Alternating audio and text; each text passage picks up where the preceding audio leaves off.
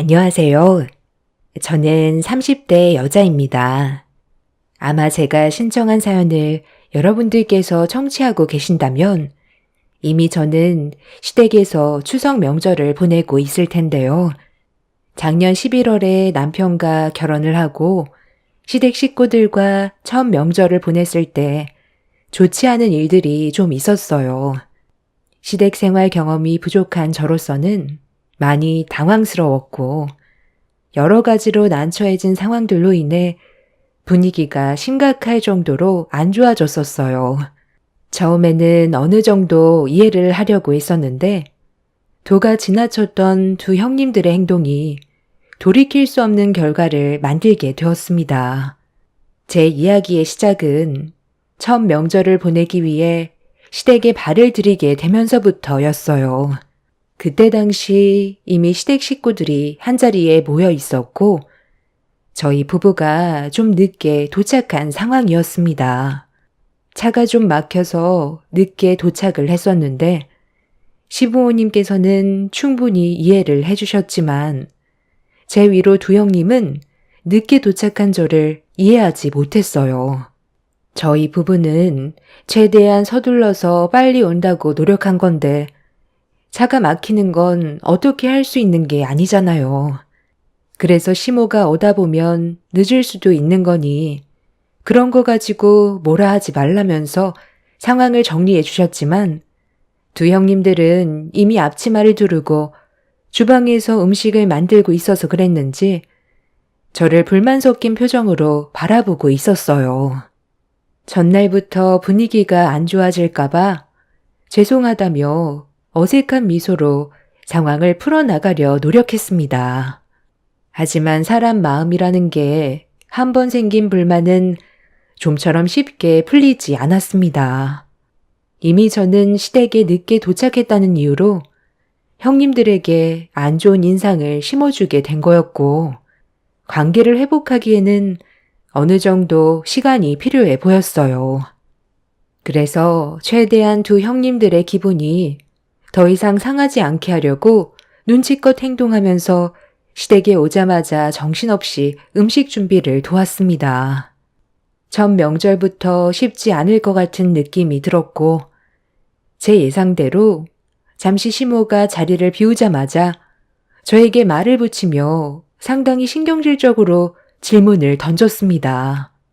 1시간 정도 늦었다는 이유로 저를 잡아먹을 듯이 노려보던 두 형님들한테 너무 서운했었지만 최대한 좋게 풀어가려고 묵묵히 들어주고 있었는데 아무리 생각해도 이건 좀 아닌 것 같아 둘째 형님의 말에 불만이 생기게 된 저는 결국 받아치게 되었습니다. 전날부터 펼쳐진 신경전에 긴장감이 맴돌았고 둘째 형님은 제가 말을 받아쳐서 당황했는지 어이가 없다는 듯 흥분하더니 전을 붙이던 뒤집개를 바닥으로 던졌어요.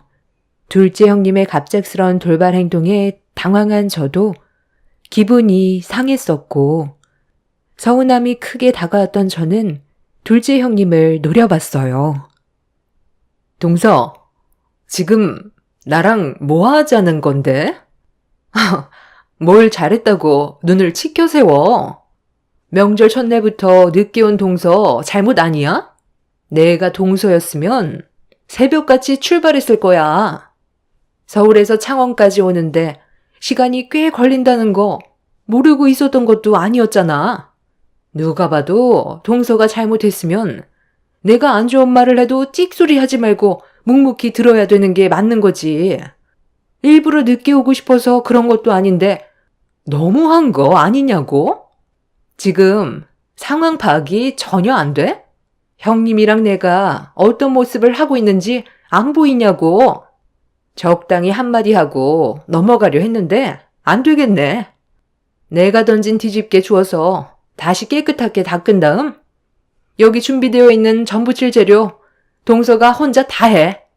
늦게 온 만큼 당연히 그에 따른 대가를 치러야지. 우리는 좋아서 이 짓 하고 있는 줄 알아? 형님, 이거 어쩌죠? 정말 큰일이에요. 하필 들어와도 개념 없는 동서가 들어왔잖아요. 앞으로 동서 정신 상태 고쳐 잡으려면 상당히 힘들겠어요. 형님이 정신 바짝 차리게 한마디 좀 해주세요. 제가 늦게 온 건 잘못한 게 맞는데요. 저도 사정이라는 게 있는 거잖아요. 늦지 않게 오려고 했는데 저희 엄마가 아침 먹고 가라는 걸 무시할 수는 없잖아요. 그건 동서 입장이잖아. 우리가 그런 것까지 이해해 줘야 돼? 그럼 동서도 우리 입장을 이해해 줘야지. 왜 동서만 서운하게 생각하는지 모르겠네. 본인은 어쩔 수 없었다고 얘기하면서 우리가 화내는 건 이해 못하겠다? 그런 억지가 어디 있어? 우리도 시댁에 도착하자마자 음식 준비하느라 얼마나 정신 없었는지 알아? 첫 명절이면 그래도 미리 와서 준비하고 있을 줄 알았는데 1시간이 넘어서 도착했다는 건 도저히 용납할 수 없을 것 같은데? 서운하게 생각해도 어쩔 수 없어. 시작부터 집안의 질서가 무너지면 앞으로 어떻게 될 것 같아? 1시간 그거 늦었다고 세상이 무너지는 것도 아닌데 이해해주면 좋을 것 같지? 한 번이 2번 되고 2번이 3번 되는 거야. 그래서 우리가 이렇게까지 예민하게 행동하는 거니? 투덜거리지 말고 시키는 일이나 똑바로 해. 두 형님들은 저를 조금도 이해해 주려고 하지 않았습니다. 진정이 서울이라 시부모님께서도 부모님과 충분히 시간 보내고 오라고 하셨지만 저도 눈치가 보여서 아침 일찍 출발하려고 했었는데 아침 식사만 같이 하길 원해서 음식 준비하는 거 도와드리고 그렇게 간단하게 식사를 끝낸 뒤 출발을 했던 거였는데 형님들이 이렇게까지 화낼 거라곤 전혀 예상하지 못했었어요. 시부모님도 저를 이해해 주셨는데 형님들이 되레 화를 내니 기분이 별로 좋지 않았어요. 그래서 저 혼자 음식을 다 만들라는 형님들의 말을 듣는 순간부터 손가락 하나 까딱하지 않고 그 자리에서 가만히 서 있었어요.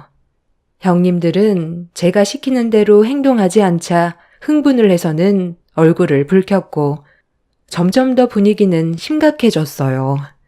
결국 바닥에 던져버렸던 뒤집개를 형님이 다시 들더니 제 얼굴을 향해 올렸습니다. 지금 뭐 하는 짓들이야? 설마 했는데 잠깐 자리 비운 사이 셋째 며느리 잡고 있었던 거니? 내가 좀 전에 너희들한테 뭐라고 그랬어? 셋째가 좀 늦어도 첫 명절이고 차가 많이 막히는 것 같으니까 그걸로 문제 삼지 말라고 했잖아. 그새를 못 참고 애를 잡고 있어? 셋째가 많이 늦는다고 투덜거리더니 결국 일을 저지르려 했구만. 너희들은 자매도 아니면서 하는 짓이 어쩜 그리 똑같니? 같은 학원에서 한솥밥 먹고 있으니까 둘이 편먹고 막내를 따돌리는 거야? 어머님, 좀 전에 무슨 일이 있었는지 전혀 모르시면서 왜 동서 편만 드세요? 저희도 최대한 좋게 얘기했고 늦게 온 만큼 좀 더 움직이라고 했던 건데 형님이랑 저한테 눈을 치켜 세우더니 아무것도 하지 않고 가만히만 있었다고요.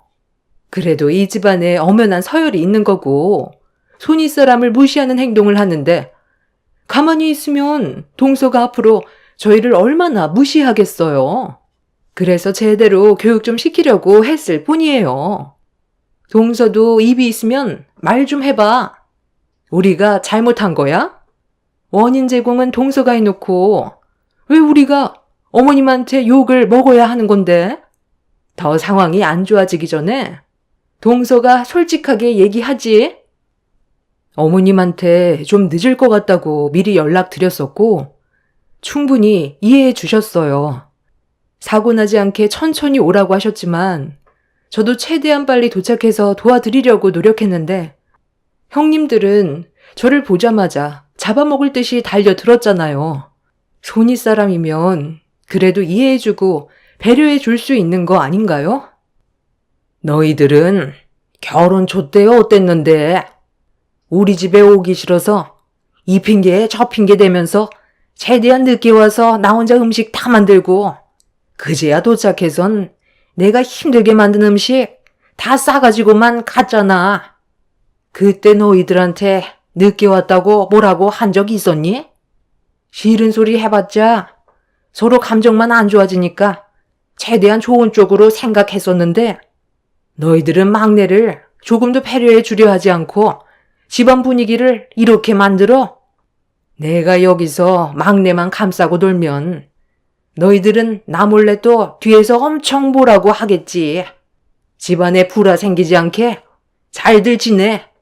막내 며느리 들어왔다고 주방일에서 아예 손을 뗄 생각이었던 건 아니지? 시간 없으니까 서둘러 음식 준비하자. 내년부턴 이렇게 투닥거릴 거면 각자 알아서들 지내고 모이지 말던가. 형님들은 본인들이 억울하다면서 시모에게 서운한 감정을 표출했지만 더는 아무 말도 하지 않았어요. 두 형님들은 저를 노려봤고 화가 덜 풀린 듯 음식을 만들면서 안 좋은 감정을 표출했습니다. 그렇게 주방에 냉전이 흐르는 상태로 어찌어찌 겨우 음식을 만들었고 모두가 한자리에 모여 식사를 하게 됐는데 남자들과 다르게 여자들은 이미 분위기가 차가워져서 표정이 어두웠었고 이런 상황을 눈치챈 남자들은 여자들 눈치를 살피면서 조심스럽게 대화를 이어나갔어요. 하지만 형님들은 말 한마디 하지 않은 채 굳은 얼굴로 식사를 하고 있었습니다. 시모는 여자들 문제니 신경 쓰지 말라면서 다른 쪽으로 분위기를 반전시키길래 저도 웃을 기분은 아니었지만 그래도 최대한 상황을 좋게 만들려고 어색한 미소로 시부와 아주어머님들이 물어보는 질문에 답을 하고 있었습니다. 그런데 아무 말 없이 음식에만 집중을 하던 두 형님들이 갑자기 저희 남편한테 이해할 수 없는 질문들을 던지면서 주방 안의 공기를 또다시 무겁게 만들었어요. 서방님은 동서가 뭐가 그리 좋아서 결혼까지 한 거예요? 저는 딱 봐도 어떤 성격을 가지고 있는 사람인지 단번에 알겠던데. 나중에 결혼한 거 땅을 치고 후회하겠어요. 좀 전에 주방에서 한바탕 난리가 났었거든요. 남자들끼리 밖에서 건물 보수하느라 모르고 있었겠지만 폭풍이 휘몰아 쳤었거든요. 동서가 들어오기 전까진 저희 정말 조용히 잘 지내고 있었던 거 알죠? 미꾸라지 한 마리가 물을 흐린다더니 볼 것도 없는 동서 하나가 들어와선 집안을 분열시키네요. 같은 회사에서 근무하다 보면 서로 가까워지는 건 당연하겠죠. 그런데 그게 진정한 사랑일까요? 업무상 친해진 걸 호감으로 착각하고 있는 거라곤 생각 안 해봤어요? 제 주위에서도 같은 회사에서 근무하다가 진정한 사랑의 감정이 아니었다는 걸 뒤늦게 알게 돼서 이혼을 하게 되는 부부들 여러 봤거든요. 제가 봤을 때 서방님도 그런 쪽에 속할 것 같아서요. 동서가 성격이 장난 아니더라고요. 웬만하면 식사 자리에서 이런 말 안 하려 했는데 다들 동서의 겉모습에 속고 있는 것 같아서요. 형수님, 말이 좀 심한 것 같은데요? 우리가 좀 늦게 온 것 때문에 그런 것 같은데 제가 좀 늦을 것 같다고 미리 연락드렸었거든요. 우리 장인 장모님께서 아침 식사 같이 했으면 좋겠다고 하셨을 때 이 사람은 늦을까봐 서둘러 가겠다고 한 거. 첫 명절이라 저도 장인 장모님과 같이 식사하고 싶어서 제가 고집 부려서 아침 먹고 왔습니다. 그게 이 사람 잘못은 아니잖아요. 제 판단하에 움직인 건데 저한테 뭐라고 해야지 왜 아무 잘못도 없는 이 사람한테 열을 올리는 거예요? 어머머머, 서방님 와이프라고 지금 감싸고 도는 거예요? 정말 어이가 없네. 내가 이런 말까진 안 하려 했는데 동서가 우리와 한솥밥 먹을 정도의 위치는 아니잖아요. 근본도 없는 집안에 검정고시 출신이면서 고래 금융기업 회사에는 또 어떻게 취직했대? 그 회사에서 남들 커피나 타주면서 잡일이나 하겠지. 말 다 했어요? 형님, 저한테 뭐 자격지심 같은 거 있나요? 아까부터 정말 너무들 하네요. 도대체 이런 식으로 상황을 안 좋게 만들어서 무슨 이득을 보겠다고 함께 식사하는 자리에서까지 말을 함부로 하는 거죠? 참을 만큼 참았던 저로선 더는 좋게 넘어갈 수 없을 것 같아 형님의 말을 받아치며 목소리를 높였는데 그 순간 갑자기 저를 보며 영어로 말을 걸기 시작했어요. 옆에 있던 둘째 형님 또한 얼굴을 붉히면서 영어로 빈정대고 있었습니다. 이대 영문과를 나와 학원 강사로 일을 하고 있다는 말을 남편한테 듣긴 했었지만 제 앞에서 영어로 욕을 퍼부을 거라곤 상상조차 하지 못했습니다. 어이가 없어서 두 형님들을 바라보고 있었는데 둘째 형님이 저를 보며 비웃더니 검정고시 출신이라 못 알아듣겠냐면서 대화가 안 통한다고 깔깔거리며 큰형님과 얼굴을 마주보면서 웃고 있었어요. 번데기 앞에서 주름 잡는다고 두 형님들의 행동이 너무 유치해서 상대조차 하고 싶지 않아 말을 섞지 않았습니다. 그런 저를 보며 계속 놀리던 두 형님한테 화가 머리끝까지 올라온 남편이 자리를 박차면서 일어나 그만하라고 소리를 지르는 순간 남편 옆에 앉아있던 시모가 벌떡 일어나시더니 식탁 중앙에 올려져 있던 육전을 양손으로 들어 올려 두 형님들의 면상을 향해 사정없이 올려쳤습니다. 아무도 예상하지 못한 시모의 돌발 행동에 놀랐는지 기겁을 하고 있는데 시모는 거기에서 멈추지 않고 옆에 있던 간장 종지를 들어 두 형님들의 면상에 뿌려버리자 뭐 하는 짓이냐고 시모를 향해 소리치는데 시모의 한마디에 두 형님은 굳어진 얼굴로 저를 바라봤어요. 이대 영문과 나와 꼴랑 학원 강사 일 하는 주제에 어디서 지금 우리 막내 며느리한테 영어로 씨부리고 있어? 나도 다른 건 못 알아들어도 욕은 알아먹을 수 있다. 지금 막내 며느리가 참고 있는 거 안 보이니? 얘가 검정고시 출신인 건 맞는데 너희들 자존심 상할까봐 내가 아무 말도 하지 않고 있었거든? 그런데 너희들 하는 꼬락서니를 보니 사람 되긴 글러먹은 것 같다. 막내 며느리는 너희들보다 훨씬 대단한 대학인 하버드 출신이다 이년들아. 어디 그 학력 가지고 하버드한테 영어로 입을 털고 있어? 너희들 외국인이랑 대화는 제대로 해봤냐? 얘는 검정고시로 고등학력 취득하자마자 하버드 대학에 진학하려고 어렸을 때부터 해외에서 생활했었어. 너희들과는 근본 자체가 다른데 방금 뭐라고 그랬니? 다시 한번 그 주둥이 털어봐. 뭐라고 그랬냐고. 왜? 내가 하버드 출신이라고 하니까 믿기지가 않아? 이걸 보여줘야 정신이 번쩍 들 것 같니? 자, 봐봐라. 내가 막내 며느리한테 졸업식 날 찍은 사진 좀 달라고 했다.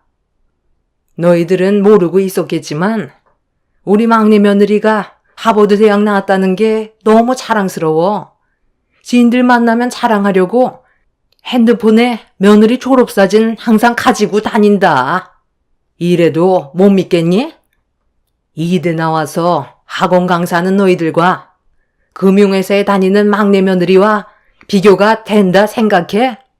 너희들이 영어로 씨부릴 때 막내 며느리가 속으로 얼마나 어이없고 우스웠겠니? 예전에 해외여행 한번 갔을 때 음식 하나 주문하는데도 엄청 터듬거리면서 말도 제대로 못하더구만. 욕은 아주 자연스럽게 나오나 봐. 너희들이 방금 한 행동에 대해 진심으로 사과해라. 꼴에 먼저 시집 왔다고. 형님 대접받으려고 하는 거 내가 중간에서 계속 참견하면 싸움만 커질까봐 최대한 참고 있었는데 더는 그 꼴 못 봐주겠다. 당장 막내 며느리한테 진심으로 사과 못해? 아까부터 눈치 줬으면 적당히 할 것이지. 가만히 있으니까 집안을 아예 풍비박산 만들려고 그래? 못들 하고 있어. 당장 욕한 거 사과하래도. 시모는 두 형님들이 꿈쩍도 하지 않자 상의에 올려져 있던 음식들을 맨손으로 주워들어 형님들 얼굴에 던지려 하고 있었어요. 상황이 점점 악화가 되자 시부가 시모를 모시고 겨우 방으로 들여보냈어요. 방 안에서도 두 형님들을 가만두지 않겠다면서 동네가 떠나갈 정도로 소리를 질렀습니다. 두 형님은 시모가 방으로 들어가자마자 저에게 왜 하버드 대학 나온 걸 얘기하지 않았냐고 물어봤어요. 제가 처음 시댁에 인사드리러 갔을 때 형님 네애들은 자리에 없었어요. 그때가 아마 수능 시험이 바로 코앞이라 학원 강사 일을 하던 형님들은 정신없이 바쁜 날들을 보내고 있어서 제가 시모와 나눈 대화에 대해 전혀 알지 못하고 있었습니다. 시모는 두 형님들의 성격을 이미 알고 있어서 그랬는지 하버드 대학에 졸업했다는 걸 알게 된다면 자존심 상해할까봐 시모가 나중에 상황 봐서 얘기하신다고 하길래 저는 묵묵히 가만히 있었습니다. 그리고 남편과 결혼 이후 제가 하버드 졸업생이라는 걸 말하게 될 상황도 없었어요. 결혼 이후 각자 정신없이 지내다 보니 첫 명절날 제대로 얼굴을 보게 된 거였고 그전에는 얼굴 마주칠 일이 없던 거였죠. 두 형님들은 상당한 충격을 받았는지 얼떨떨해하며 자리에서 일어나지 못하고 있었어요. 남편은 그만 방으로 들어가는 게 좋겠다면서 저보고 먼저 일어나자고 하길래 저도 두 형님들에게 더는 할 말이 없어서 조용히 방으로 들어왔어요. 붉어진 얼굴은 자신들의 행동이 얼마나 창피한 일인지 뒤늦게 깨닫게 된 걸 여실히 보여주었죠. 저는 처음부터 하버드 대학교에 진학하려고 이미 부모님의 도움을 받아 준비를 하고 있었어요. 하버드 대학에 진학을 하기 위해선 미국 수능인 SAT라는 시험을 봐야 하는데요. 이 시험이 미국 학교 기준으로 고등학교 2학년이 치르게 되는 시험이라 이 시험을 외국인이 치르기 위해서는 고등학력이 필요하기 때문에 고등학교를 졸업해야 되는데 저는 졸업장을 취득하기 위해 학교 생활의 시간이 너무 길다고 느껴져 학력 인정을 받기 위해 검정고시를 치렀던 거였어요. 그렇게 시간적으로 여유가 생긴 저는 해외에서 추가적으로 공부를 하게 되었고 원하던 하버드 대학에 진학을 할 수 있었습니다. 그렇게 시댁 집안 상황이 엄청 안 좋아졌었는데 큰형님이 저와 잠깐 대화 좀 하자면서 노크를 하길래 남편이 문을 열어줬는데 두 형님들이 제 눈치를 보면서 방으로 들어왔어요. 큰형님은 동서들끼리 대화하고 싶다면서 남편한테 자리 좀 비켜달라며 부탁을 했어요. 그리고 잠시 뒤 둘째 형님이 저에게 먼저 말을 걸었습니다. 동서, 오늘 있었던 일들에 대해서는 내가 정말 미안하게 생각해. 형님도 어른답지 못한 행동으로 집안 분위기를 안 좋게 만들었던 부분에 대해 후회하고 있어.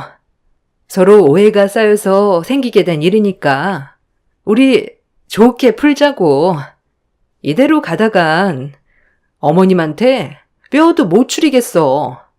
동서도 아까 어머님 성격 봤지? 한번 터지게 되면 좀처럼 화를 가라앉히지 못하셔. 상황을 빨리 정리하지 않으면 이번엔 정말 머리채 잡힐지도 모른다고. 지금도 방 안에서 아버님이 나오지 못하게 말리고 있으니까 소리만 지르고 계시잖아. 우리 여기에서 좋게 해결 보자. 앞으로 동수한테 잘할 테니까 좀 전에 했던 말들 전부 잊어버려. 나도 정말 미안하게 생각해. 서로에 대해 제대로 아는 것도 없었는데 동서를 함부로 판단해서 이런 문제가 생긴 것 같네. 절대 억하심정 같은 건 없었던 거 알지? 동서를 얼마나 봤다고 그런 게 있었겠어? 저기, 그리고 내가 하나 부탁할 게 있는데 현재 우리 학원 사정이 많이 어렵거든. 예전에는 페이 강사로 일을 하다 보니 생활의 부족함을 잘 몰랐었는데 결혼하고 나서 둘째 동서네랑 성공해보겠다고 동업을 했었거든. 가족들끼리 학원 하나 차리면 예전보다 삶이 좋아질 거라 생각했는데 그게 아니더라고. 여러 가지로 부딪히는 게 많았고 최근에 전염병 때문에 학원이 정말 힘들었었잖아. 그래서 폐업을 해야 되나 고민까지 하고 있었어. 최근에 다시 조금씩 안정권에 접어들긴 했는데 여러 가지로 스트레스를 받다 보니까 동서한테 좋은 말이 나가지 않았던 것 같아. 이런 안 좋은 상황 속에 정말 염치 없지만 우리 좀 살려주면 안 될까? 일주일에 3번이라도 좋으니까 조금만 짬내서 우리 학원에서 강의 좀 해주면 안 돼? 무보수로 해달라는 거 아니야. 당연히 돈은 주겠지만 우리 형편이 많이 안 좋아서 생각했던 것보다 많이 줄 순 없겠지만 그래도 우리 학원에 하버드 출신인 동서가 강의를 한다고 하면 입소문이 나게 될 테고 그렇게 되면 학원 운영에 도움이 될 것 같은데 정기적으로 해주면 좋겠지만 동서도 많이 바쁘니까 딱 3번, 아니 1번이라도 도와주면 안 될까? 내가 이렇게 부탁할게. 아까는 식구들이 많아서 자존심 때문에 진심으로 사과를 못했는데 동서가 원하면 내가 무릎이라도 꿇을게. 그러니 우리 좀 살려주라. 지금 솔직하게 말해서 입에 풀칠하는 것도 힘든 상황이야. 주위에 경쟁 입시 학원이 많아서 아주 죽을 맛이라고. 그래, 막내 동서. 오죽했으면 형님이 무릎까지 꿇으려 하겠어. 그만큼 절박해서 그래. 앞으로 우리가 동서한테 상처되는 말이나 차별 같은 거 절대 하지 않을 테니까 한 번만 도와줘. 가족 좋다는 게 뭐야. 이럴 때 서로 돕는 게 좋지 않겠어? 좀 전에 있었던 안 좋은 상황들은 서로에 대한 오해로 시작된 거니까 이해해 줄 수 있는 거지? 두 형님네들은 강사들끼리 만나서 눈맞아 결혼을 했고 확장을 하기 위해 직접 학원을 차렸는데 전염병 여파로 인해 운영이 많이 힘들어졌다는 걸 남편한테 듣기는 했었어요.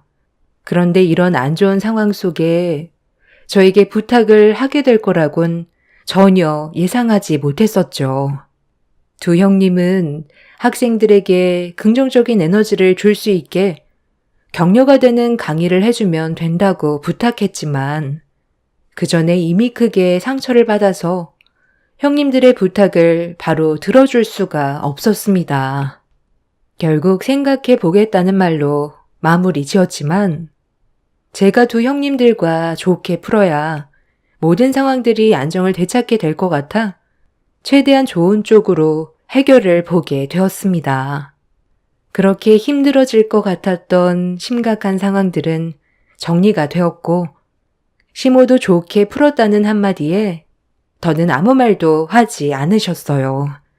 그렇게 저는 설 명절이 끝나고 하루 일정을 잡아 시간을 내어 형님 학원에 1일 초빙 강사로 강의를 하게 되었습니다.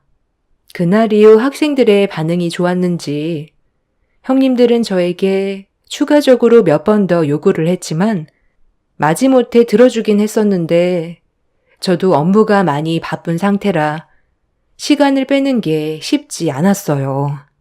그런데 한두 번 정도 도와주면 될 것 같았던 일들이 계속해서 제가 초빙 강의를 해주길 바라는 형님들과 또다시 조금씩 마찰이 생기게 되었습니다. 한 달에 한두 번 하는 것도 쉽지가 않은데 형님들의 지속적인 요구를 거절하는 것도 쉽지가 않더군요. 그래서 최대한 일정을 조절해서 도와주고 있긴 하지만 이번 추석 명절 때 두 형님들한테 확실하게 그만해야 될 것 같다고 얘기하려고 생각 중입니다. 호의가 계속되면 당연한 권리로 생각한다던데 정말 그런 거 같더라고요. 제 사정을 이해 못 해주고 본인들 사정만 얘기하는 형님들한테 너무 서운했었어요. 이 문제로 또다시 서로 얼굴을 붉히게 될까봐 걱정이 많지만 한 번 아닌 사람들은 정말 아니라는 걸 이번 일을 통해 많은 경험을 하게 되었습니다. 아마 또다시 폭풍이 휘몰아칠지도 모르겠지만 확실하게 의사표현하고 여기까지만 할 생각입니다. 결혼 생활하는 게 이렇게까지 힘든 줄 몰랐어요. 남편과 단둘이 행복하게 살면 될 줄 알았는데 주변 가족들까지 신경 쓰고 맞춰가야 한다는 게 여간 힘든 게 아니네요. 지금의 상황이 많이 답답하지만 하루빨리 모든 것들이 속 시원하게 정리가 됐으면 좋겠습니다. 제 사연 들어주신 분들 즐거운 추석 연휴 보내시길 바랍니다. 감사합니다. 안녕하세요. 저는 40대 여자입니다. 사람이 살면서 환경에 따라 변할 수도 있지만 태어날 때부터 이미 어느 정도 사람의 본성이 정해진다는 건 부정할 수 없는 사실인 것 같습니다. 제가 최근에 겪었던 상황을 직접 두 눈으로 보게 되면서 많은 걸 느낄 수가 있었고 고민 끝에 내린 결정을 후회하지는 않습니다. 문제가 시작된 건 제 아이와 같은 또래인 형님의 아이가 같은 학교를 다니게 되면서부터 마찰이 생기기 시작하더니 결국 엄청난 사건이 터져 버렸습니다. 제 딸이 다니고 있는 학교로 형님의 아이가 전학을 왔어요. 아주버님의 회사 문제로 겸사겸사 전학을 오게 된 거였는데 제 딸과 같은 반으로 배정을 받았습니다. 여기까지는 크게 신경 쓰지 않았던 게 가족들과 함께 지내면 서로 의지하고 좋은 관계를 유지할 수 있을 줄 알았거든요. 그런데 그건 잘못된 생각이었다는 걸 시간이 지나고 알게 되었습니다. 처음에는 같은 고등학교를 다니면서 잘 지내고 있는 모습을 보여줬어요. 제 딸도 사촌과 같은 반에 배정돼서 서로 의지하고 좋은 점이 많다며 1학년 생활을 잘할 수 있을 것 같다는 말을 했었습니다. 형님과 저와의 사이가 나쁜 것도 아니라서 아이들도 잘 지낼 수 있을 줄 알았는데 시간이 지나면서 제 딸의 얼굴 표정이 안 좋아졌고 얼굴에 근심이 한가득이더라고요. 처음에는 말을 잘 안 하려고 해서 답답했는데 나중에 학교에 생활을 하는데 문제가 생겼다는 걸 저에게 전부 털어놓게 되었고 이 일로 인해 가족 간의 분열까지 생기게 되었습니다. 어느 날 제 딸이 집에 울면서 들어왔어요. 그 모습을 보게 된 저는 너무 놀라 방으로 들어가는 딸의 뒤를 따라 들어간 뒤 감정을 추스르지 못하는 딸을 진정시키면서 무슨 일이 있었는지 물어보게 되었습니다. 한참 동안 말을 하지 않으려 했던 제 딸의 입에서 나온 한마디는 형님의 딸이 다른 아이들과 어울려서 제 아이를 따돌린다는 거였어요. 처음에는 잘 지내는 것 같더니 갑자기 따돌림을 당하고 있다는 말을 들었을 땐 가슴이 철렁 내려앉았죠. 언제부터였냐고 물어보자 꽤 시간이 지났었는데 잘 지내보려고 노력했었지만 쉽지 않았는지 그동안 힘들었다는 말을 꺼냈어요. 그래서 가족끼리 따돌린다는 건 있을 수 없는 일이라 저는 곧장 형님한테 전화를 걸었습니다. 그리고 이 문제에 대해서 진지하게 대화를 이어나갔어요. 그런데 수화기를 통해 들린 형님의 말은 저에게 충격을 안겨주었네요. 애들이 놀다 보면 그럴 수도 있는 거지. 별것도 아닌 일로 전화해서 뭐 어쩌자는 거야? 동서는 내가 내 딸을 주의시켰으면 좋겠어? 그걸 원하는 거야? 형님, 학교 생활이 얼마나 중요한지 알잖아요. 어린애들도 아니고 한창 예민한 나이인 거 모르는 것도 아니면서 어떻게 그런 식으로 말하세요? 우리가 남도 아니고 가족이잖아요. 같은 반으로 배정을 받았으면 서로 의지하면서 잘 지내면 되는 건데 반에서 에리가 주동해서 재은이를 따돌렸다는데 어떻게 아무렇지도 않게 반응을 할 수가 있는 거예요? 제가 직접 에리랑 통화하고 싶은데요. 바꿔줄 수 있죠? 잘못된 걸 바로 잡아줘야 나중에 이런 일이 없을 것 같아서요. 학창시절 때 받았던 상처가 평생 간다는데 서로 웃으면서 좋게 학교 생활 마무리하면 좋잖아요. 바꿔주기 싫으면 형님이 말 좀 잘해주세요. 동서는 지금 나한테 무슨 말을 듣고 싶은 거야? 내 입에서 미안하다는 말이 듣고 싶어? 내 딸 주의시키고 앞으로 서로 잘 지낼 수 있게 나보고 교육하라는 걸로 들리는데 내가 왜 그렇게 해야 되냐니까? 에리 말로는 걔가 따돌림 당할 짓을 한다더만. 재은이가 반에서 1등이라며? 그래서 애들 무시하고 엄청 잘난 척 한다던데? 공부 잘하는 애들 특징 있잖아. 자기가 남들보다 우월하게 생각해서 말도 섞지 않으려 하고 꼴에 반해서 회장이라고 애들을 지적하려 들면 누가 좋은 시선으로 바라보겠어. 당연히 자연스럽게 불만이 따라오게 되는 거잖아. 공부 좀 한다고 남을 무시하는 그런 버릇, 그것부터 고쳐야 할 것 같은데? 제가 학교 생활에 대해 물어보니까 에리가 질이 안 좋은 애들과 어울려서 걱정이 되니까 염려되는 마음에 그런 애들과 어울리는 거 조심하라고 했다던데요. 남도 아니고 사촌끼리 안 좋은 애들과 어울리면 당연히 걱정되는 말을 해줄 수 있는 거죠. 계속 이런 식으로 상황을 안 좋게 만들면 같은 반에서 생활하기가 힘들지도 몰라요. 어머머, 그 말 뜻은 지금 내 딸을 전학시키기라도 하겠다는 거야? 동서가 별것도 아닌 일을 부풀려서 상황을 더 안 좋게 만들고 있다는 건 생각 안 해봤어? 나랑 동서가 안 좋은 감정으로 이어지면 애들한테도 영향이 간다는 거 모르는 거 아닐 텐데 쓸데없는 일로 괜히 상황만 악화시키지 말고 동서애나 똑바로 교육시켜. 제가 생각했던 거와 다르게 형님은 상당히 예민하게 반응을 했어요. 전화 통화를 하는 동안 저도 기분이 안 좋아졌고 차라리 얼굴을 대면하고 상황을 풀어나가는 게 좋을 것 같아 돌아오는 주말에 시댁 모임이 있었는데 그때 다시 한번 대화를 해보는 걸로 결정을 하게 되었습니다. 그렇게 가족 모두가 시댁에 모였을 때 필요한 말은 해야 될 것 같아 전화통화로 했던 말을 다시 한번 이어갔어요. 형님은 과일을 먹다 말고 포크를 테이블 위에 던지더니 저에게 화를 냈습니다. 동서, 지금 뭐 하자는 거야? 저번에 전화로 얘기 끝냈으면 됐지. 왜 어머님 댁에 와서까지 그 말을 꺼내는 건데? 좋은 분위기 다 망칠 작정이야?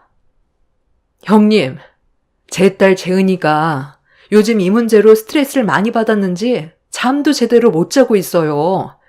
우리가 남도 아니고 가족이잖아요. 서로 좋게 지낼 수 있는 건데 따돌리는 건 나중에 심각한 문제로까지 이어진다는 거 모르지 않잖아요. 그때 통화했을 때 갑자기 끊어서 해결된 건 아무것도 없었잖아요. 에리 너는 우리 재은이를 따돌려야 되겠어? 남도 아니고 가족인데 서로 의지하면서 잘 지내면 얼마나 좋니? 그게 힘든 일도 아니잖아. 그리고 질이 안 좋은 애들과 어울린다며? 제가 누구랑 어울리던 그건 제 자유 아니에요? 그런 것까지 제가 왜 일일이 감시를 받아야 되는 건데요? 한두 살 먹은 나이도 아니고 저도 다 분간할 줄 알아요. 저와 함께 어울리는 애들 겉으로만 센 척하는 거지 다른 애들과 다를 바 없다고요. 우리 반에서 절반 이상이 재은이 싫어하는데요? 자기가 선생도 아니면서 꼴에 학급 회장이랍시고 애들 통제나 하려 들고 공부 잘하는 애들끼리만 어울려 다니는데 그 꼴이 다른 친구들 보기에 얼마나 재수없는지 아세요? 에리 너 지금 어른한테 말버릇이 그게 뭐야?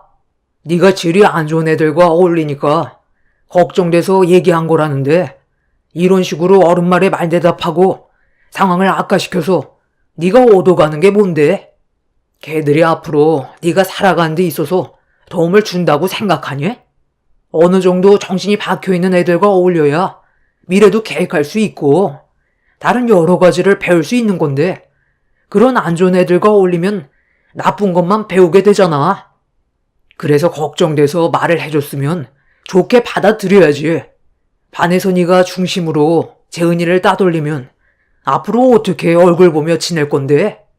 너희들은 다른 애들과 다르게 평생 얼굴 보며 살아야 되는데 벌써부터 이런 식으로 안 좋은 감정을 만들게 되면 나중엔 서로 등 돌리고 살게 되는 거라고. 지금은 뒤에서 받쳐주는 부모가 있으니까 걱정이 없겠지만 나중에 너희들끼리 남았을 때 누구 하나 어려운 상황이 생기면 도움을 주고받아야 되는데 이런 식으로 분열이 생기면 서로 돕고 살지도 못한다. 그리고 형수님도 너무 애만 감싸고 돌지 마세요. 재은애미 너는 지금 내 앞에서 뭐 하자는 거니? 이런 얘긴 나로 풀어야 되는 거 아니야? 에리가 얼마나 당황스럽겠어? 네 애만 잘났니? 가족이면 생활 전체를 감시해도 된다는 거야? 애들이 성향이 같은 것도 아니고 서로 어울리고 노는 부류가 다른 건데 에리가 친하게 생각하고 있는 애들한테 질이 안 좋다면서 그만 어울리라고 하면 얘 입장에서는 얼마나 난처하겠어. 다른 반도 아니고 같은 반인데 친하게 지내다가 갑자기 등 돌리면 앞으로 얘 학교 생활을 어떻게 책임질 건데? 너희들이 같은 반이라도 서로 그냥 모른 척 하면서 지내라. 할미가 봤을 때 그게 제일 현명한 방법이야. 어차피 각자 인생 알아서들 사는 건데 이런 식으로 상황을 심각하게 만들 바엔 서로 투명인간 취급하면서 지내면 얼굴 붉힐 일도 없고 이런 문제도 안 생기게 될 거다.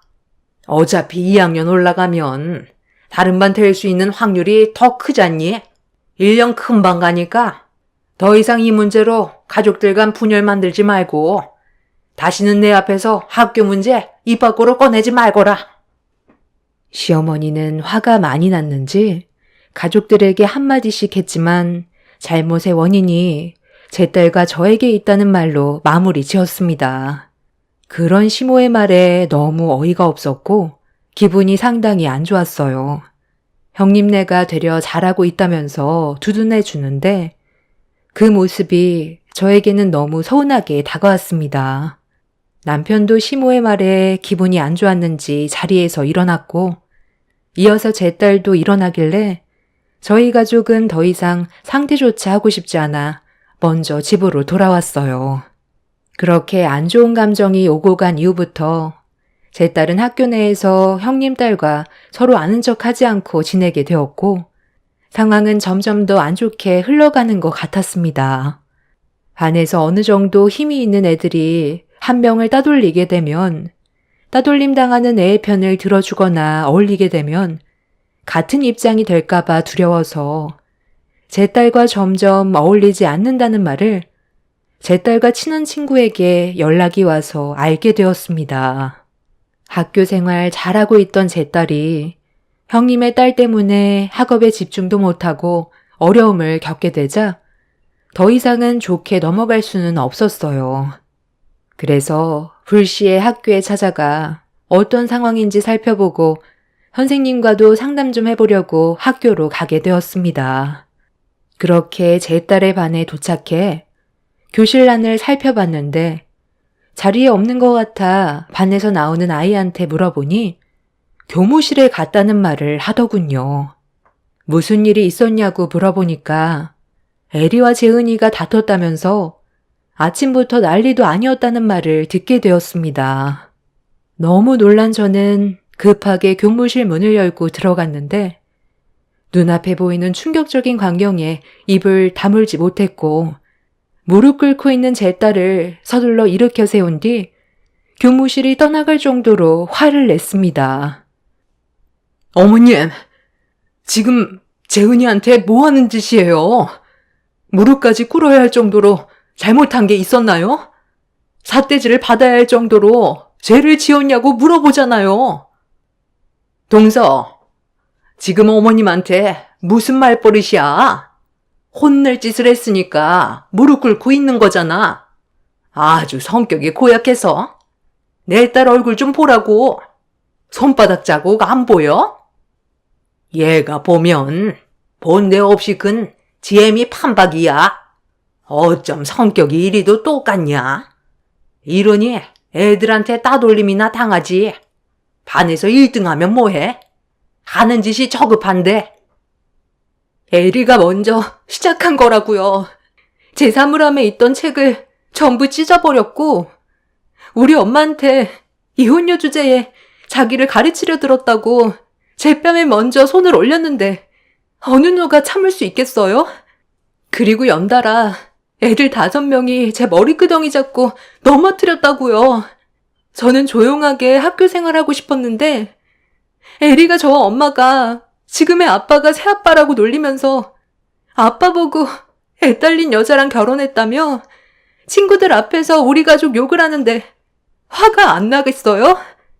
저도 정말 참을 만큼 참았다가 터진 건데 에리가 맞을 짓을 먼저 한 거라고요. 얘가 7시간 동안 무릎 꿇고 있었는데도 아직까지 정신을 못 차렸나 보네. 저기요, 담임 선생님이 공부 좀 잘한다고 해서 감싸고 도니까 이런 문제가 생기잖아요. 잘못을 했으면 매질도 해야 되는 건데 요즘 애들 말로만 하니까 선생을 무시하는 거라고요.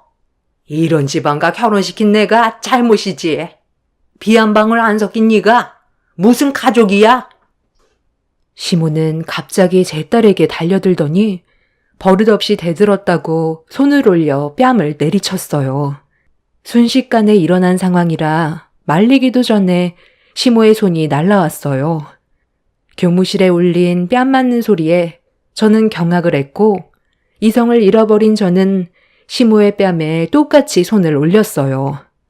형님은 저와 제 딸이 시댁의 중간에 끼어들어서 이런 사태가 벌어진 거라며 저에게 달려들어 머리채를 잡았고 시모는 감히 자기 얼굴에 손을 올렸다고 미치광이처럼 날뛰면서 제가 왜 이혼을 했는지 알 것 같다며 남편과 갈라서라는 말과 함께 형님과 힘을 합쳐서 제 머리채를 잡아 사정없이 흔들어댔어요.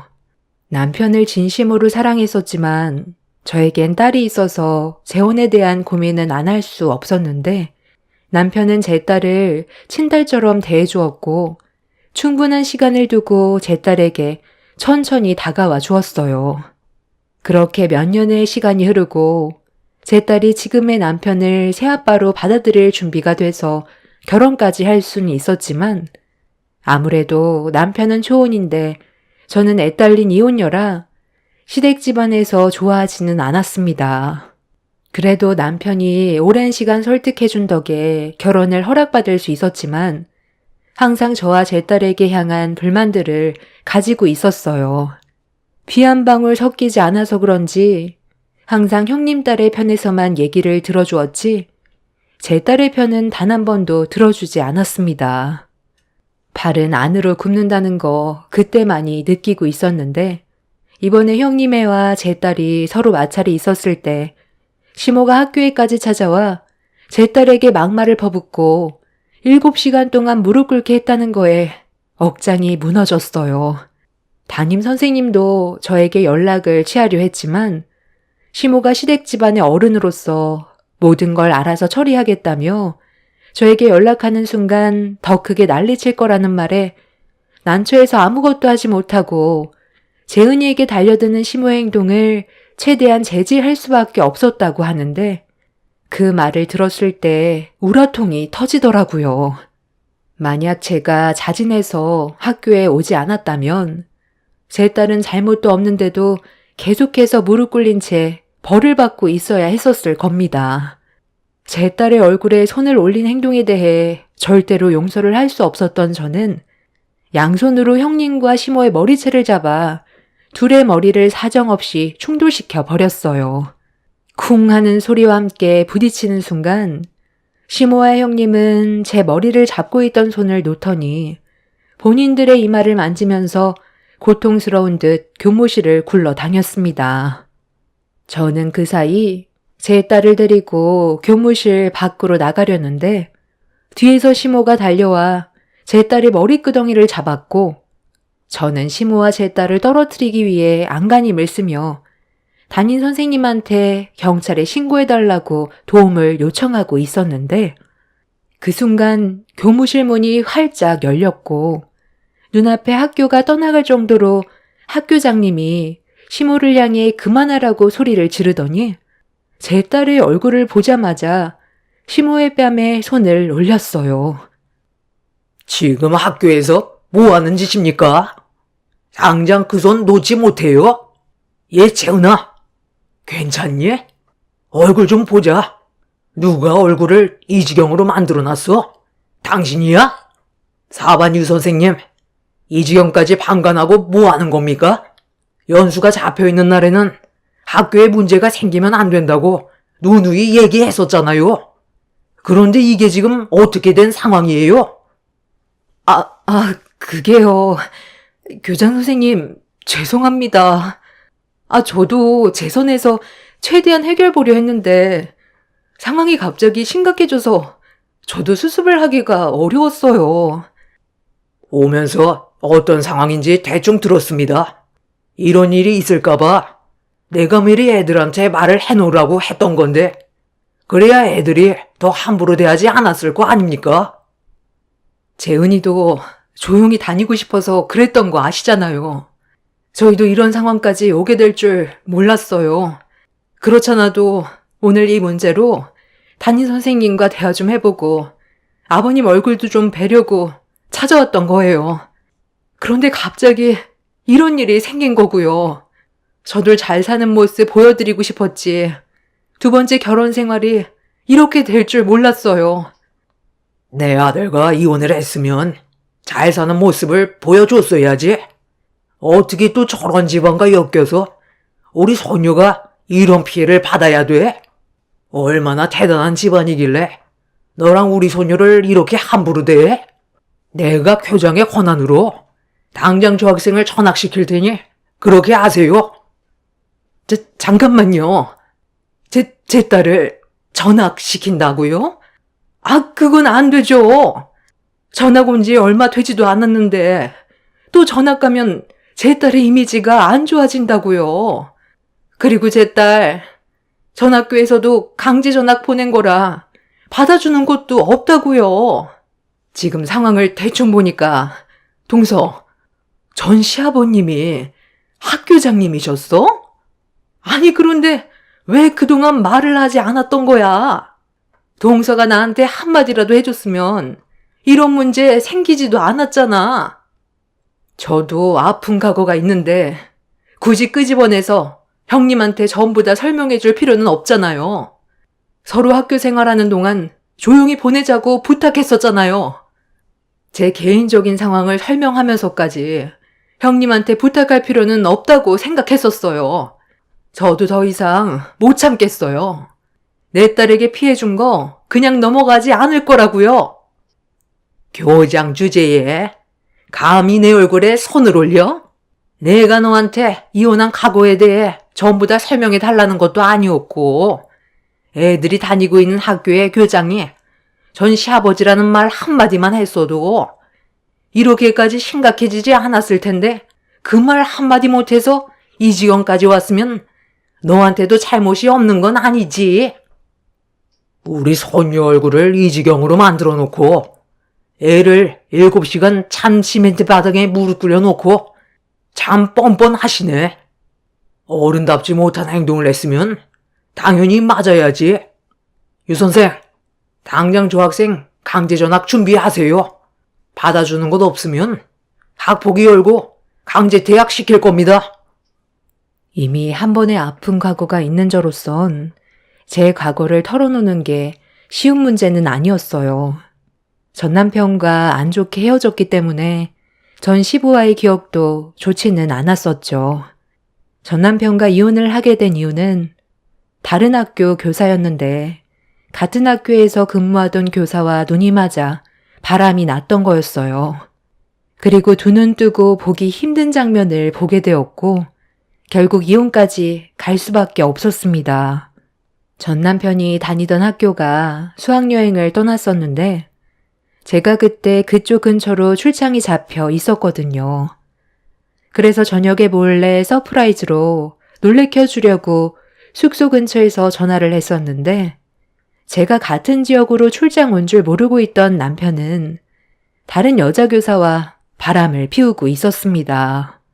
너무 큰 충격이었고 처음엔 발뺌하다가 제가 증거물을 내밀자 결국 모든 걸 인정하면서 이혼을 선택하게 되었죠. 전 시부는 자기 아들의 행동이 교사 집안에 먹칠을 했다고 인연을 끊었다는 소식을 듣긴 했었는데 최근까지도 얼굴을 안 보고 사는 걸로 알고 있었습니다.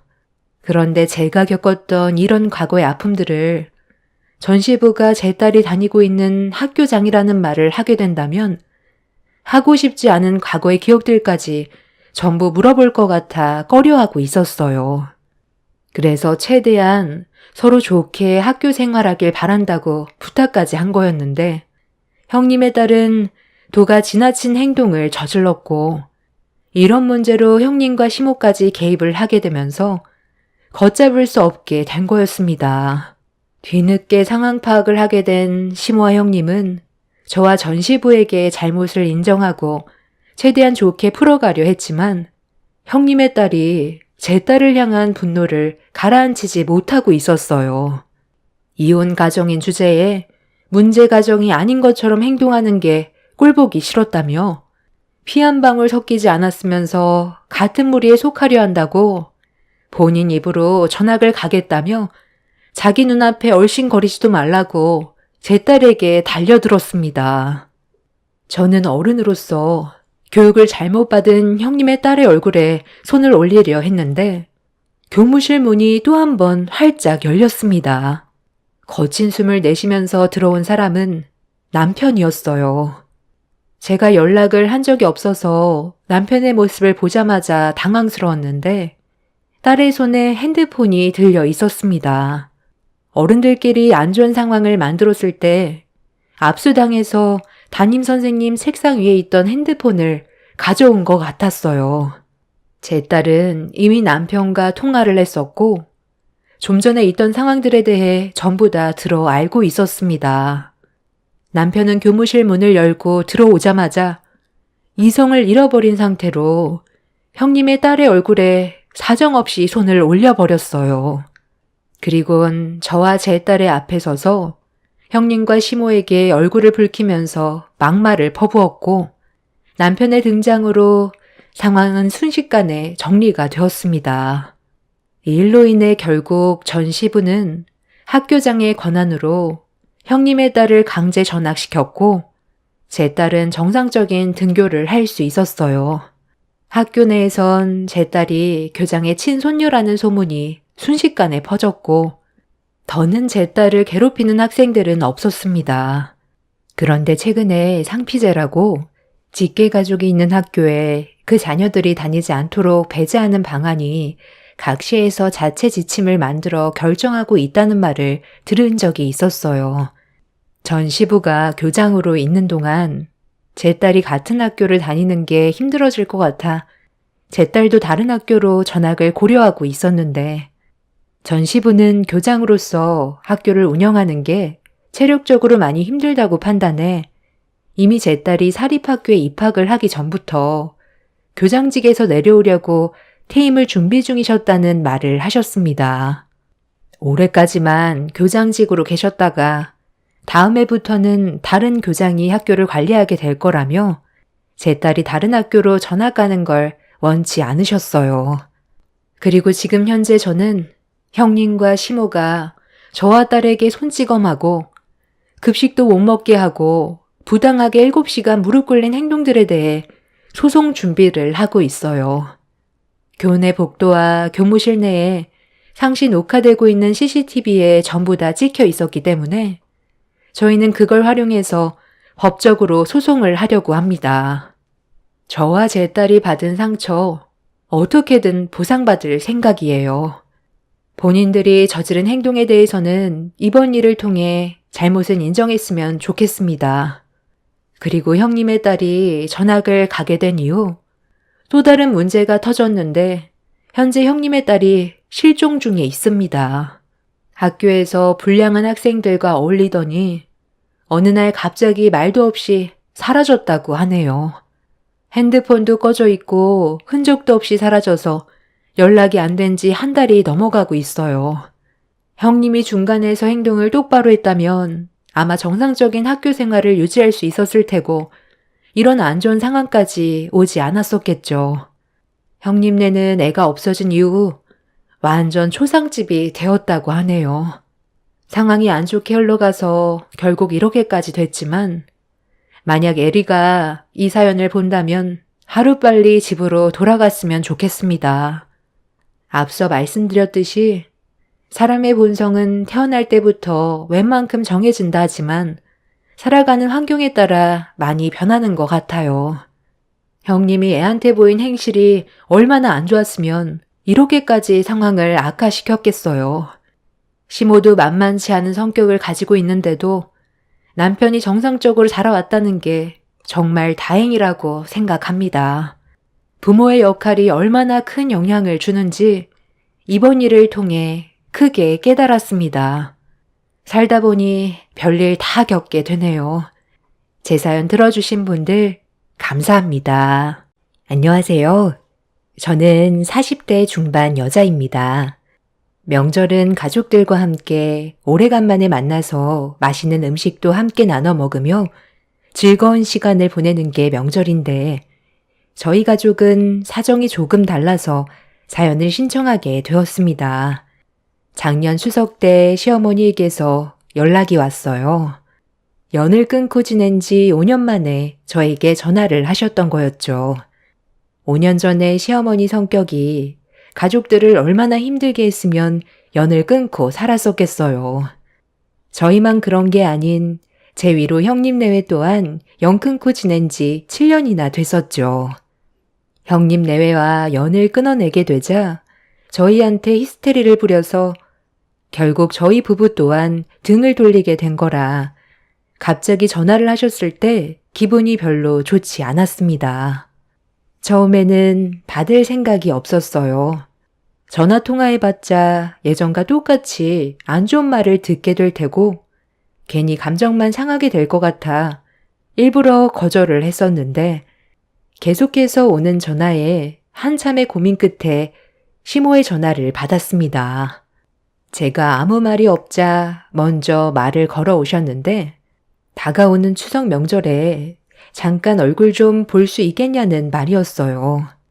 5년 만에 전화해서 앞뒤 다 자르고 얼굴 좀 보자고 하시길래 무슨 일 때문에 제가 시댁으로 내려가야 하냐고 되물으니 시모는 처음으로 과거에 했던 행동들에 대해 미안하다고 얘기하셨어요. 그리고 다가올 추석 명절에는 가족들과 함께 지내고 싶다며 많이 외롭다는 말씀을 하시는데 참 난감하더군요. 미안하다는 말로 전에 받았던 상처가 회복되는 것도 아니고 얼굴을 본다 해도 또다시 전에 있었던 안 좋은 상황들이 되풀이될 것 같아 시모의 말에 답을 주지 못했습니다. 생각 좀 해보겠다며 그렇게 전화를 끊게 되었고 저는 바로 형님한테 연락을 했어요. 시모는 이미 저한테 전화를 하기 전에 형님과 통화가 끝난 상태였다는 걸 알 수 있었어요. 그래서 굳이 설명을 안 해도 대화가 될 것 같아 추석 명절 때 시댁에 갈 거냐고 물어보게 되었습니다. 연락 안 하고 지낸 지가 벌써 7년이야. 그 긴 시간 동안 전화 한 통 온 적 없었는데 갑자기 전에 있었던 일들에 대해 많이 후회한다면서 얼굴 보고 싶다고 얘기하면 의심부터 되지 않아? 뭔가 우리한테 바라는 게 있으니까 전화를 했겠지.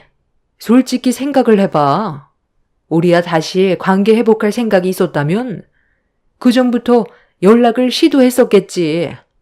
그런데 그동안 어떠한 말도 없으시다가 갑자기 전화해서 만나자고 얘기하면 의심부터 들지 않겠어?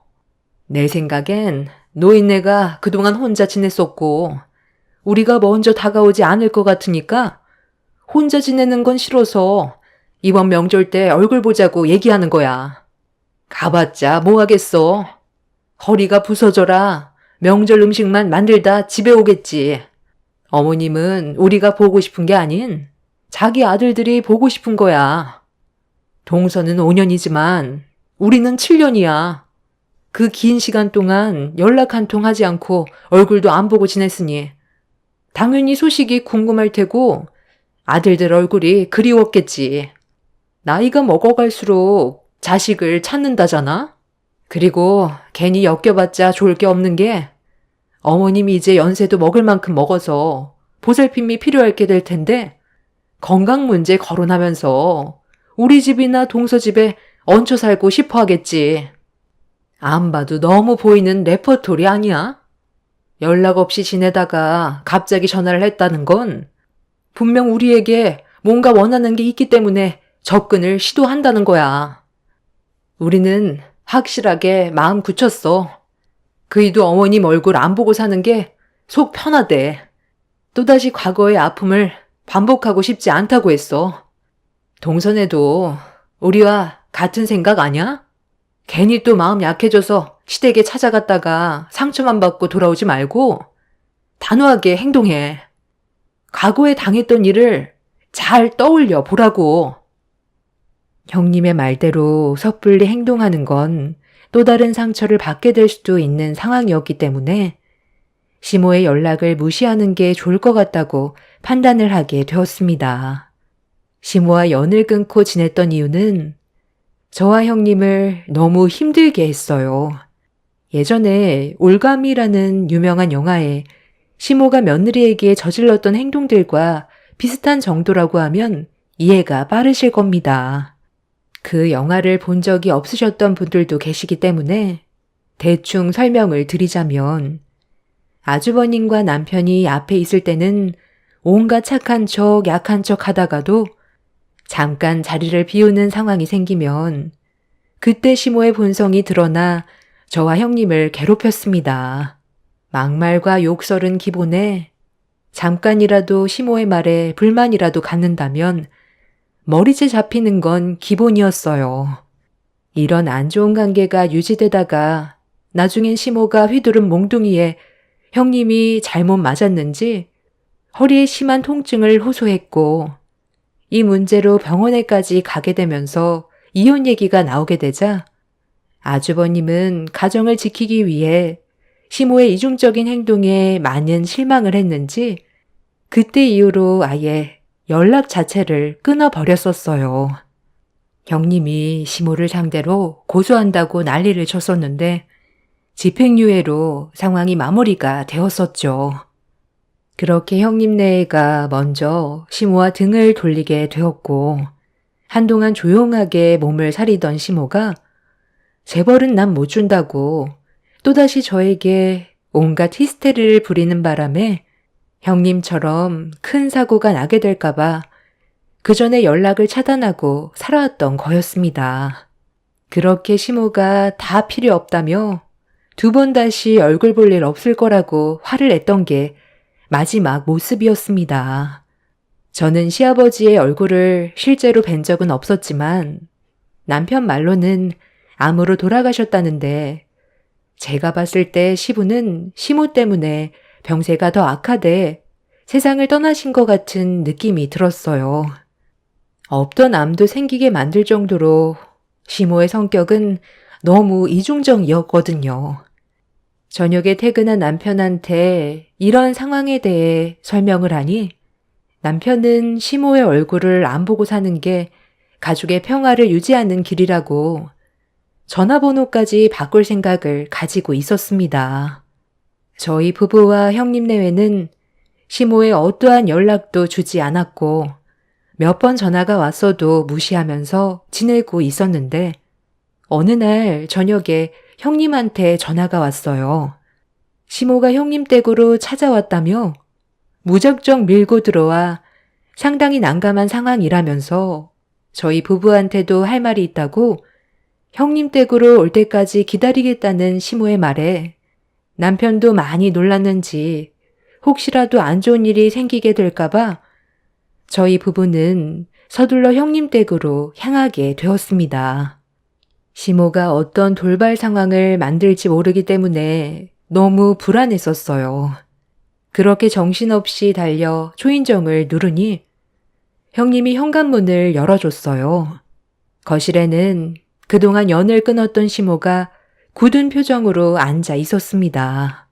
상당히 차가워진 공기 속에 저희 가족 모두 시모를 바라보며 반대편에 앉았는데 시모가 저희 부부와 형님 내외를 한참 동안 번갈아 가며 쳐다보더니 돌아오는 추석에 함께 명절을 보내고 싶다며 시댁으로 오면 좋겠다는 말을 하셨습니다. 갑자기 연락도 없이 찾아와서 이번 명절을 함께 보내자고 하면 저희가 무슨 말을 하겠어요? 벌써 그때 일은 잊은 거예요? 저희가 뭐가 아쉬워서 어머님과 시간을 같이 보내야 하는 거죠? 연락을 받지 않는다고 이런 식으로 무작정 찾아오는 건 좋은 방법은 아닌 것 같은데요. 무슨 말을 하셔도 달라지는 건 없어요.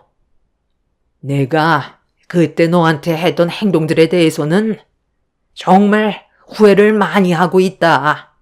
작은 며느리 너한테도 좋은 시어머니가 되지 못한 거 미안하게 생각한다. 많이 늦었다는 거 알고 있어. 나도 한 고집 하는 성격이라 너희들과 평생 연 끊고 살아가려 했는데 세월에 장사 없다고 시간이 지날수록 과거를 되돌아보니 내가 100번 잘못을 했더구나. 너희들한테 따뜻한 말 한마디 건네주지 않고 온갖 상처를 다 주면서 왜 그렇게까지 행동한 건지 지금 생각해보면 후회뿐이다. 그래서 지금이라도 우리 관계를 회복하고 싶어서 너희들한테 계속 연락을 시도했던 거고 전화로는 안 될 것 같아 무작정 찾아와서 대화를 하고 싶었다. 어머니가 이런다고 해서 과거의 아픔들을 회복할 수 있다고 생각하는 거예요? 그동안 어머니가 보여줬던 이중적인 행동들이 아직까지 이 사람을 힘들게 하고 있어요. 그런데 이제 와서 과거에 있었던 일들에 대해 후회하니까 다시 좋은 관계로 발전해 나가자고요. 그렇게는 힘들죠. 어머니 때문에 또다시 얼굴 붉히게 되는 일을 경험하고 싶지 않다고요. 그러니 제발 혼자 사세요. 저희가 행복하게 사는 걸 원한다면 그렇게 해주셔야죠. 할 말 끝났으면 그만 일어나 볼게요. 암이다.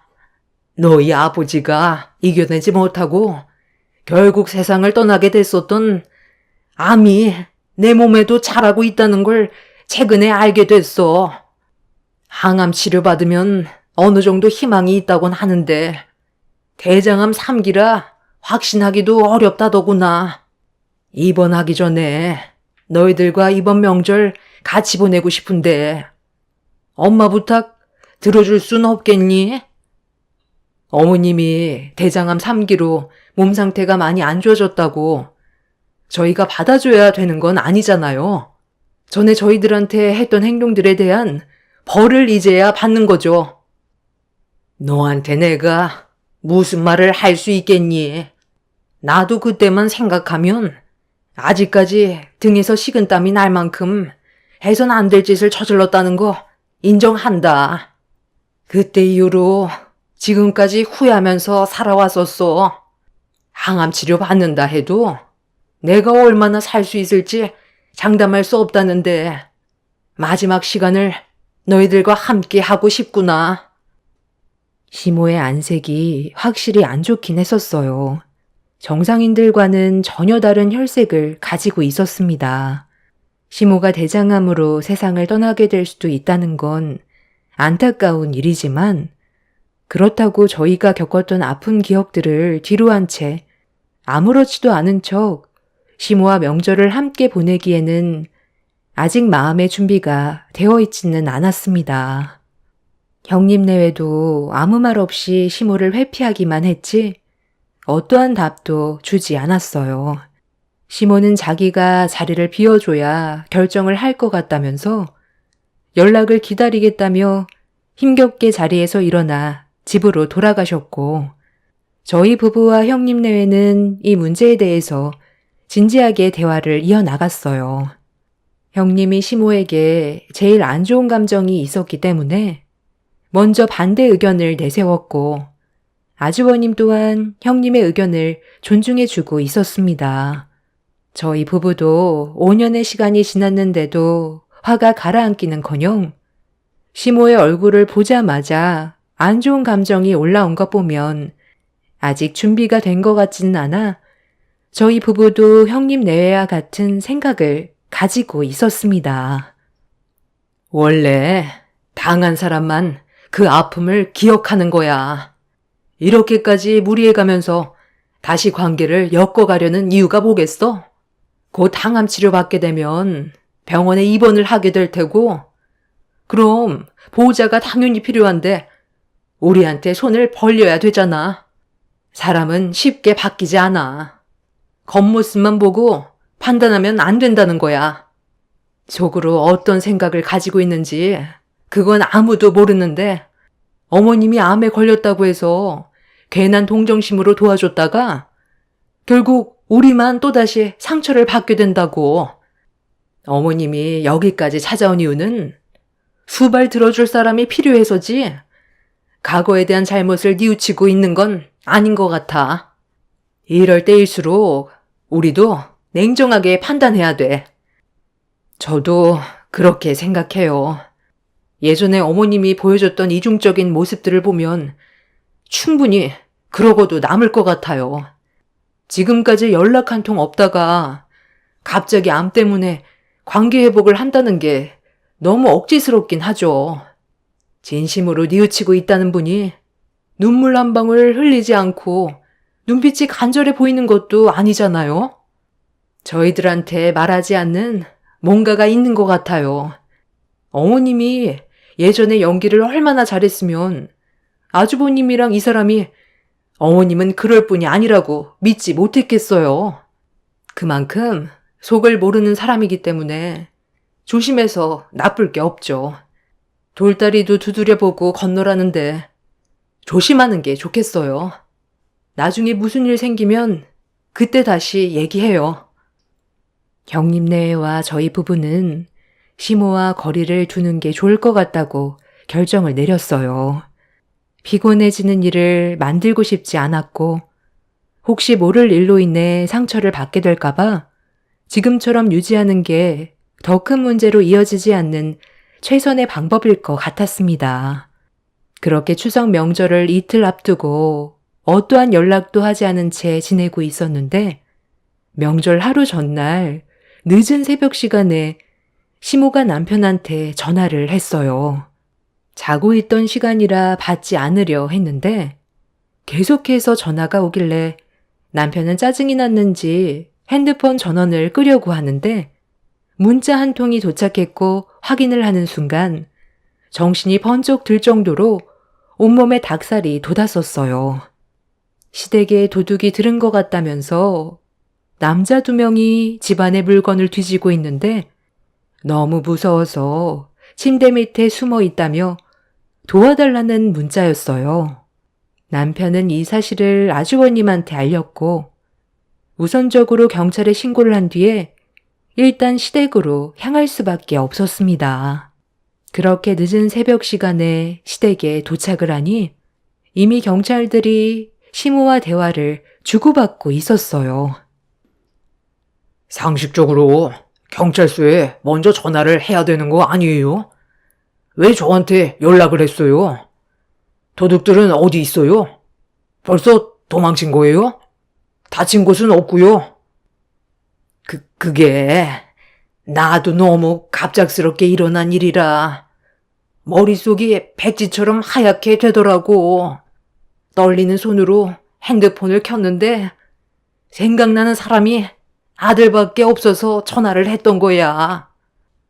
그놈들이 작정하고 이 집을 털려고 했는지 주변 CCTV가 전부 고장이 난 상태네요. 추가적인 조사를 더 진행하겠지만 워낙 시골이라 힘들지도 모르겠습니다. 아무리 생각해봐도 정말 이상한 게 추석 명절 하루 앞두고 갑자기 도둑이 들었다는 건 좀 억지스러운 것 같은데 정말 도둑이 들었다는 거예요? 그럼 내가 너희들한테 거짓말을 해서 얻어가는 게 뭔데? 우리 집안 꼴을 보고도 그런 말이 나오니? 집안을 아예 쑥대밭으로 만들어 놓은 거 봐라. 암 때문에 서 있는 것조차 힘든 내가 이런 일을 어떻게 꾸민다는 거야? 작은 아들이 경찰에 신고하지 않았다면 나는 도둑놈들에게 어떻게 됐을지도 모른다고. 시어머니는 억울하다면서 저희들 앞에 눈물까지 보이더니 그 자리에 주저앉아 버렸어요. 남편은 일단 시모를 진정시키는 게 좋을 것 같다며 집 안으로 모셔드렸고 경찰은 동네 주변을 순찰하기 시작했어요. 남편과 아주버님은 난장판이 된 집을 정리해주고 있는데 시모는 도둑 때문에 충격을 많이 받았는지 온몸을 떨고 계셨습니다. 그런 모습을 지켜보던 형님은 걱정을 해주는 것보단 되려 의심을 하고 있었습니다. 저도 그런 형님의 말을 충분히 이해하고 있었어요. 과거에도 이런 비슷한 일들이 있었는데 기억 안 나시죠? 그때 산속에서 길을 잃었다며 저 사람한테 도와달라고 했었잖아요. 그래서 한참 동안 어머님 저녁 늦게까지 찾아다니다가 겨우 발견해서 같이 내려오던 도중에 저를 뒤에서 강하게 밀쳤던 거 기억 안 나세요? 어머님 발견한 시간이 너무 늦은 저녁 시간대라 앞이 거의 안 보일 정도였어도 분명 저를 밀쳤다는 건 확실하게 느꼈는데도 어머님은 끝까지 그런 행동을 하신 적이 없다고 했잖아요. 그런 일들이 한 번만 있었던 것도 아니고 몇 번 더 있었죠? 이번에도 비슷한 상황인 것 같아서 혹시 또 무슨 일을 저지르려고 저희들한테 접근한 거 아니에요? 하필 추석 전날 이런 일이 터졌다는 것부터가 느낌이 별로 좋지 않네요. 어찌됐든 대충 정리된 것 같으니 저희는 그만 자리에서 일어나야겠어요. 네가 나에 대해 충분히 의심한다는 거 나도 잘 알고 있다. 그런데 몸이 안 좋은 내가 이런 짓을 뭐하러 꾸미겠어. 추석 명절 때 빈집 털이범 많다잖아. 너희 시아버지가 세상을 떠난 뒤로 집안 관리는 아예 손도 대지 못하고 있으니까 범죄자들의 범행 대상이 되는 걸 테지. 너희들한테 내가 무슨 말을 해도 믿진 않겠지만 맹세코 그런 행동 한 적 없으니 의심하지 않았으면 좋겠다. 네가 좀 그렇게 원한다면 그만 돌아가도 좋다. 세상 떠나기 전에 너희들과 마지막 명절 같이 보내고 싶었는데 그건 내 욕심이었나 보다. 어차피 떠나게 될 거. 뭐가 두려워서 침대 밑에 숨어 있었는지 내가 너무 한심하네.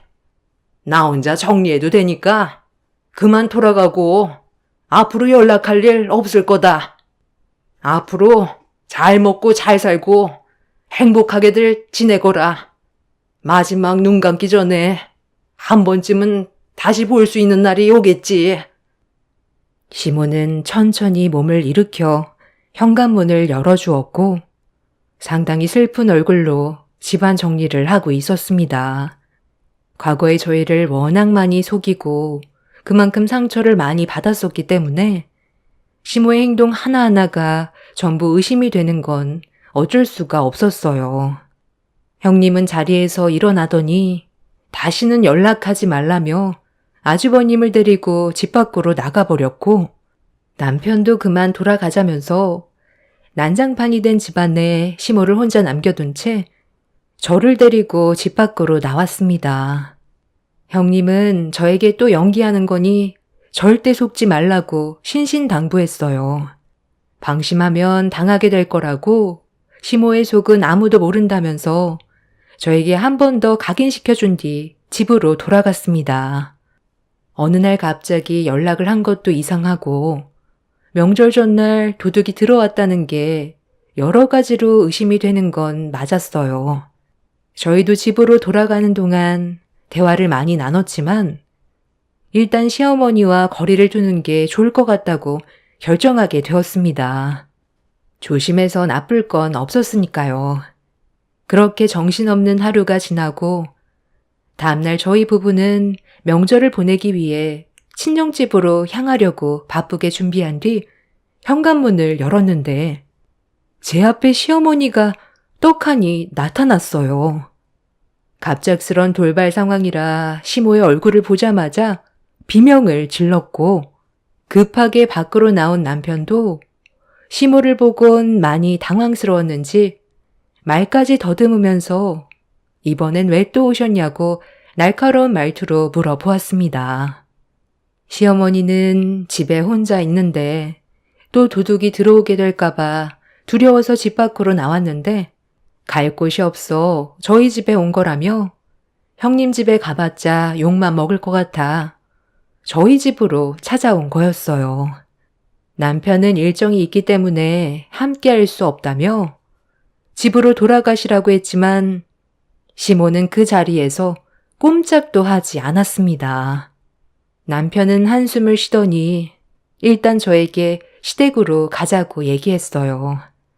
시모를 집에까지만 모셔다 드리고 친정으로 가는 게 좋을 것 같다며 아주버님한테도 이런 골치 아픈 상황에 대해 설명을 한 뒤에 그렇게 시댁으로 향하게 되었습니다. 시모의 집에 도착을 하니 형님 내외도 때마침 시댁에 도착해 차에서 내렸습니다. 어머니는 아직까지도 왜 이렇게 이기적인 거예요? 이미 동생이나 저도 그동안 어머니랑 연을 끊고 지내면서 생활 패턴이 많이 달라졌기 때문에 모든 걸 맞춰드릴 수가 없어요. 어머니가 암에 걸렸고 과거에 대해 후회하고 있으니까 저희는 그냥 받아주면 된다고 생각하시는 거예요? 저희도 마음의 준비가 필요하고 아직까지도 어머니 얼굴 보는 게 불편하다고요. 겨우 마음 잡고 살아가는데 갑자기 찾아오면 기분이 좋겠어요? 제발 이 집에 가만히 좀 계세요. 그래, 알았다. 너희들 마음 무슨 뜻인지 충분히 알았으니까 이제 그만해라. 아무래도 시간이 좀 필요하겠지. 그럼 잠깐 와서 밥 한 끼만 같이 하면 안 될까?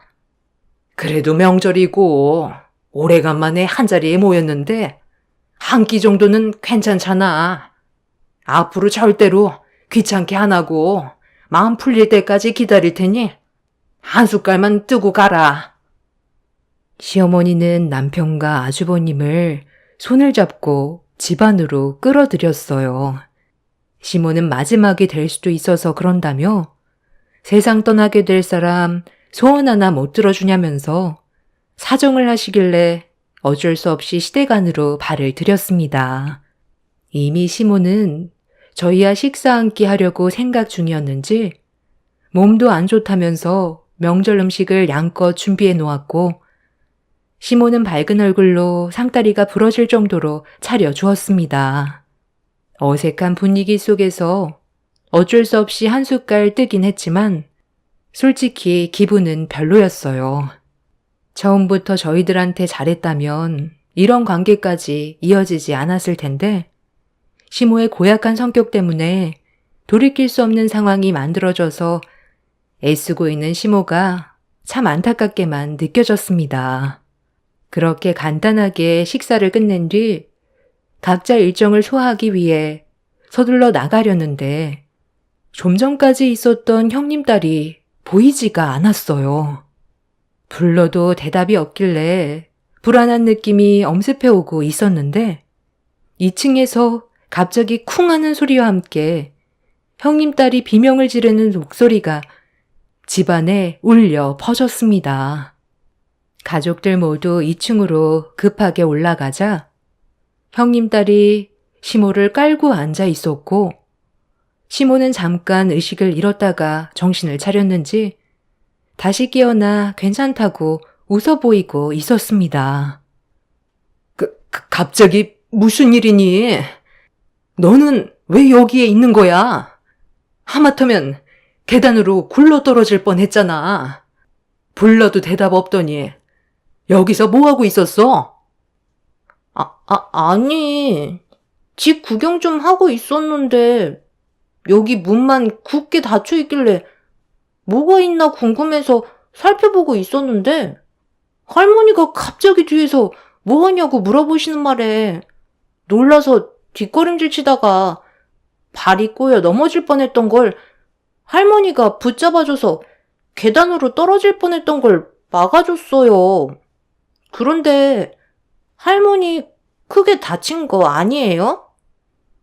아유, 괜찮다. 잠깐 정신을 잃었었는데 봐봐라, 멀쩡하잖아. 저기는 너희 할아버지 물건들 정리해서 넣어둔 창고다. 집안 곳곳에 남아있는 흔적들을 볼 때면 너희 할아버지가 생각나서 정리해둔 창고인데 궁금하면 확인해 볼래? 먼지만 가득 쌓여서 볼 것도 없긴 한데 궁금하면 열어줄 수 있고. 저런 창고 함부로 여는 거 아니야. 그만 돌아가자. 나는 또 어머님이 이상한 행동 한 줄 알고 놀랐잖아요. 저희 그만 가볼게요. 불안해서 더는 못 있겠어요. 형님네의 가족은 급하게 시댁을 빠져나와 집으로 돌아갔고 저희도 그 뒤를 따라 시댁에서 나왔습니다. 시모는 저희 차가 시야에서 사라질 때까지 바라보셨는데 마음이 별로 안 좋았어요. 계획된 일정이 있어서 시댁에 더는 있을 수 없었지만 시모는 과거의 일들에 대해 많이 후회하고 계신 듯 보였습니다. 병들고 나이를 먹어가면 자신의 과거에 대한 행동들에 대해 후회를 많이 한다던데 시모도 예전과 다르게 성격이 많이 유해지신 것 같아 어느 정도 마음이 열린 것 같았어요. 그렇게 명절날 시댁 모임 후 귀가를 하고 있었는데 갑자기 시모에게 다시 전화가 왔어요. 남편은 운전 중이라 제가 다시 받게 되었고 무슨 일 때문에 전화했냐고 여쭤보는 순간 충격적인 말을 듣게 되었습니다. 난데없이 시모의 사망 소식이 수화기를 통해 들려왔어요. 남편은 운전 도중 급하게 차를 멈추더니 전화를 받았는데 시모가 길거리에 쓰러져 있던 걸 주민들이 발견해서 응급실에 도착을 했지만 이미 세상을 떠나신 상태였다는 걸 듣게 되었습니다.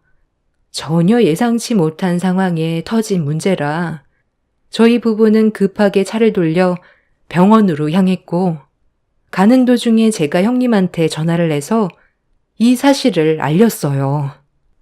그렇게 병원에 도착한 저희는 시모가 왜 갑자기 세상을 떠나게 됐는지 이유를 듣게 되었는데 그건 암도 아닌 뇌출혈로 인한 사망 소식이었습니다.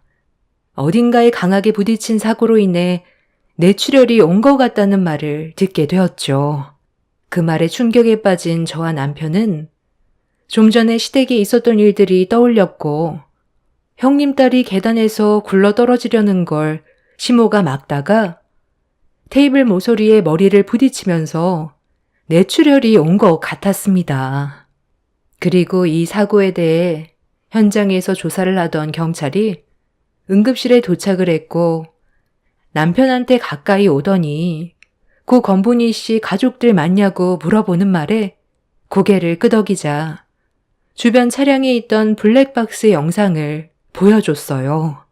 시모는 저희가 가는 차량이 사라질 때까지 그 자리를 지키고 있었고 저희가 시야에서 사라지자마자 갑자기 비틀거리더니 맥없이 그 자리에서 쓰러져 버렸습니다.